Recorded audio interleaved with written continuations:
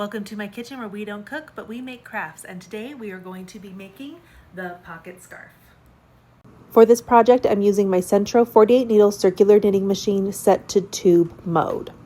The yarn is I Love This Yarn in the Cobblestone Ivory color, the print collection.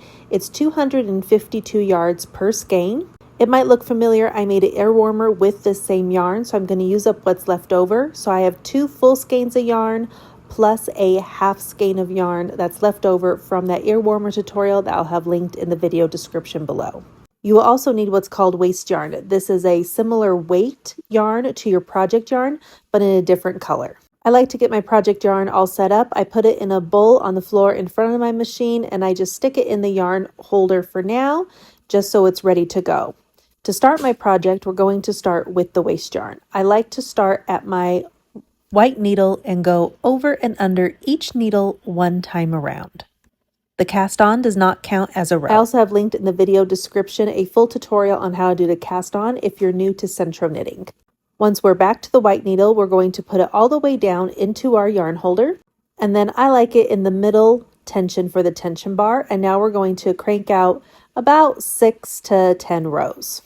Once my waste yarn rows are done, I'm going to take it out of the machine and put the rest of the yarn in the middle of the machine. Now we're going to pick up our project yarn, and we put it right where we ended our waste yarn, and this is so we don't get any holes in our project and drop any stitches. Now we're going to hold on to the 2 tail ends of our project yarn and the waste yarn and start cranking out our first row. Make sure your row counter is zeroed at this point so you can start row number 1. Now we're going to start row number 2, and you'll notice I'm using my left hand to help with tension. I don't just rely on the tension bar itself. This is how I create very nice even stitches. For this project, you are going to crank out 400 rows of your project yarn, which is why it's going to take multiple skeins of yarn. I do crank all of this by hand. I don't use my drill attachment just because it is a thicker number 4 weighted yarn. I don't want to jam up my machine, so I will crank this all out by hand. If you have shoulder issues like I do, what I do once I crank out a few of my project rows, I turn my machine so the handle is facing me and lining up against my shoulder, and then I finish cranking out all my rows. Once you've cranked out your last row, we're going to add on our waste yarn and do the waste yarn cast off. What's great with the waste yarn cast off is you can just crank till the yarn runs out and then it will fall off of your machine.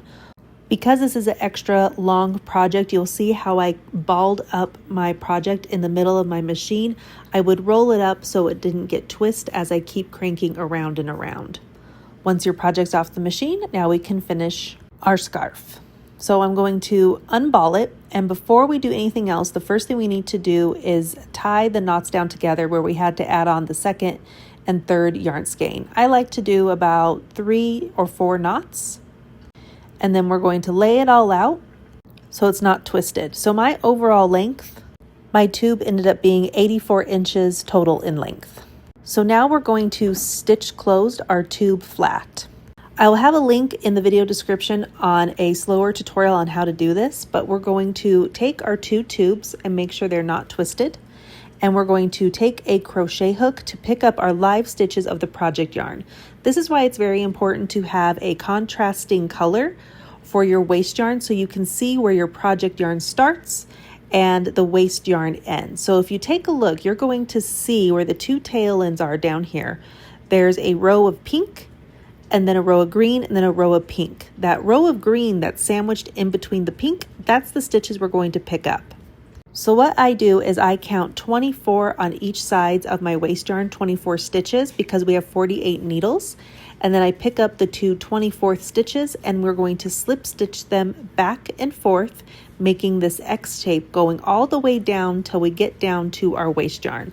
Again, I have a slower tutorial on how to do this linked in the video description below. But you're just going to take your crochet hook, picking up that first row of your project stitches, mine are the green, and we go back and forth doing a slip stitch. The one thing you want to make sure is that you don't miss a stitch. If you do, and we remove the waste yarn, the stitch you have not picked up and secured will unravel. So before we remove the waste yarn, you want to make sure you've picked up all the stitches, and when you get down to where the tail ends of your yarn is, this is where some of those stitches can hide. So this is when counting your stitches as you're slip stitching them together can be very helpful. Once all my stitches are picked up, now we can remove the waste yarn. Now the cast on side is going to be the more difficult side to remove the waste yarn, but you just have to undo the first row and then the rest will unravel very easily. Now we're going to do the same thing on the other side of the tube. We're going to slip stitch it down flat and remove the waste yarn. Now that both sides of your tube is done, now we're going to make our pocket. You want to lay out your tube to make sure it's not twisted, and then we're going to fold up both ends of our tube. To make them even, I'm going to measure it, and I did 8 inches, but you can fold up however much you want. And then I take a stitch marker and I'm just going to secure that into place. And then I'm going to measure up 8 inches on the other side and put the stitch markers in there just to hold it. Now we're going to mattress stitch our sides of our tubes closed to make our pocket. The first thing you want to do is I start at my upper corner and then I trace with my darning needle down and around to make sure I know which row is the same row all the way down to the bottom where it's fold up and back up to the top. If you jump over to another row when you start to mattress stitch, what can happen is you'll get a twist to the pattern. So once I get down to where the fold is, I'm going to mark that with a darning needle just so I don't get confused. When I'm mattress stitching, I want to make sure I'm staying in the same row. And I double check this a few times. And then I kind of move the fabric to make sure I have it lined up correctly. And then I trace it back up to the top. So I know where the start of my row is and where the end of my rows is. And I will trace this a few times to make sure I'm staying in the same row of knit stitches. And so it's always very good to double check yourself before you start doing your mattress stitch. Once that's done, now we can start our mattress stitch. I'm going to take a large eye plastic needle, also called a darning needle, with a piece of my project yarn. You can use a contrasting color. A mattress stitch will hide it, but using the same color as your project, it will virtually then disappear. Where I folded up the corner of my pocket at the bottom makes that U shape. That's where I'm going to put in some of the fabric. I'm just going to feed it through one of the knit stitches and tie just a little knot to keep the yarn into place. Now we're going to start the mattress stitch. As I work my way up both sides of my stitches, I want to make sure I'm in the same row. And I'm going to zoom in so you can hopefully see this. But I put my needle right in between the V of my knit stitch, and we pick up the little piece of yarn that's right in between that V. So right there, we're going to pick up that piece.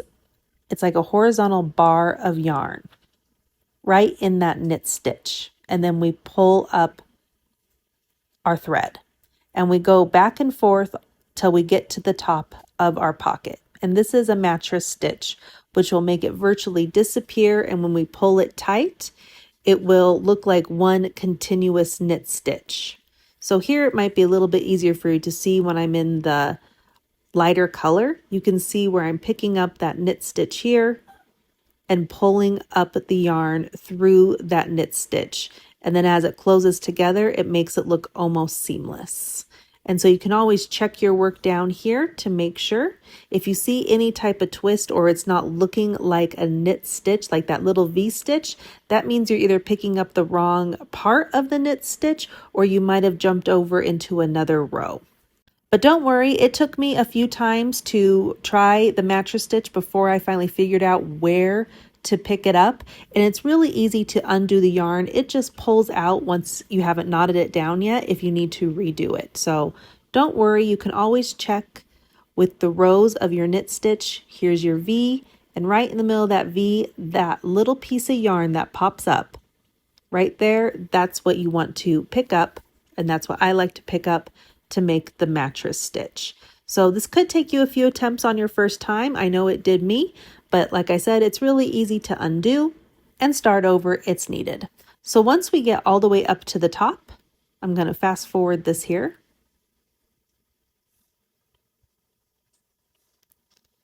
And when we get to the top, then we're going to knot down our yarn into place. And this side of our pocket is done. And you're going to do the same mattress stitch on the other side of your pocket and then on the other side of your scarf to make 2 pockets.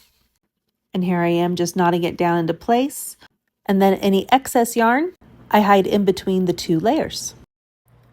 So once both sides of your pockets are done, this is how it's going to look. This is the part that we folded up, and then we mattress stitched from this corner up to the top, knotted it into place, and then we hid the tail ends of our yarn in between the two layers of our tube. And then we did the same thing on this side. We started at the bottom, mattress stitched up, and then we knot both ends, and then we hide the tail pieces in between the two layers of our fabric. If it's super long, you can cut it a little bit short and then hide them in between, but that is how you make the pocket for your pocket scarf. You can do it on one side, or like I did, you can do it on both sides of the ends of your scarf to make two pockets. And now your scarf is complete. And I feel like this makes a really great gift. It's great for fall coming up, and I hope you enjoyed the tutorials. If you have any questions in the comments, please let me know in the comments. And thank you so much for watching, and happy crafting, everybody.